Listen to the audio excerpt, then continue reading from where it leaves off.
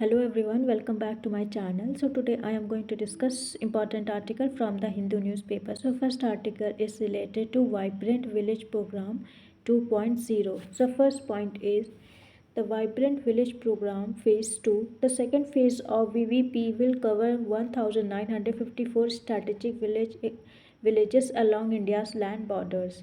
तो जो second phase of VVP programme होगा वो टोटल कवर करेगा 1954 स्ट्रैटेजिक विलेज को जो अलॉन्ग इंडिया के लैंड बॉर्डर से कनेक्टेड है. Second point, covered borders. The villages are located along borders with Pakistan, Nepal, Bangladesh, Bhutan and Myanmar.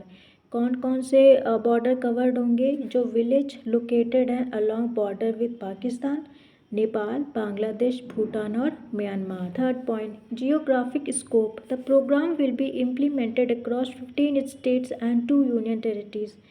तो जो प्रोग्राम होगा वो टोटल 15 स्टेट्स और 2 यूनियन टेरिटरीज में इम्प्लीमेंट होगा. Ministry in charge. The information was provided by the ministry of home affairs. तो information होगी वो कौन सी मिनिस्ट्री के थ्रू प्रोवाइड की जाएगी? Ministry of home affairs. Point, VVP launch year. The VVP was originally launched in 2023. जो vibrant village programme है वो ओरिजिनली इससे पहले लॉन्च हो चुका था 2023 में. और इसका ओरिजिनल फोकस क्या होगा? The initial phase focused on development in villages along the China border. जो पहले जो 2023 में जब लॉन्च हुआ था तो उसका इनिशियल फेज जो फोकस करता था वो डेवलपमेंट उन विलेजेस में जो चाइना से बॉर्डर शेयर करते हैं. Point, VVP second clearance date. The union cabinet clear the second phase in April 2025. तो यूनियन कैबिनेट ने सेकेंड फेज की डेट अप्रैल 2015 में क्लियर कर दी थी. Last point, programme objective. The main goal of VVP second is to meet developmental need, ensure the well being of the border population and promote diverse livelihood opportunities for economic and cultural assimilation. जो main programme का जो गोल होगा VVP2 इसको होगा कि आप meet करेंगे development needs को जो इंश्योर करेगा well being of border population का और प्रमोट करेगा diverse livelihood opportunities for economic and cultural assimilation.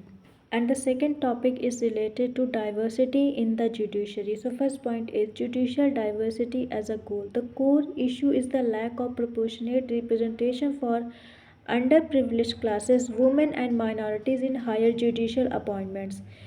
The core issue ये है कि लैक ऑफ बैलेंस रिप्रेजेंटेशन, मतलब जो एक balance representation of under privilege classes का होना चाहिए वो नहीं है वुमेन का और माइनॉरिटीज़ का in higher judicial appointment. Point, legislative action. A private member bill was introduced by a DMK party member to mandate such proportionate representation, highlighting legislative efforts to address the imbalance. तो एक legislative action लिया गया था. एक private member bill was introduced हुआ था by DMK party member जो mandate किया था सच इम्बैलेंस रिप्रेजेंटेशन, हाईलाइट करता है कि आप हमको लेजिस्लेटिव एफर्ट लेना चाहिए to address the imbalance in judiciary. Third point, constitutional basis. Discussion around this topic involve various constitutional articles, judgments and case law related to appointments and representation. So constitutional basis क्या है? Discussion around this topic involve various constitutional article. मतलब इस topic से related बहुत सारे हमारे constitutional articles हैं, judgment हैं और case law related to appointment और representation of underprivileged classes in the judiciary. Role of the Supreme Court. The article likely touches upon the Supreme Court's stance on judicial appointments and its past judgments such as those related to finality of judgments or specific recruitment processes.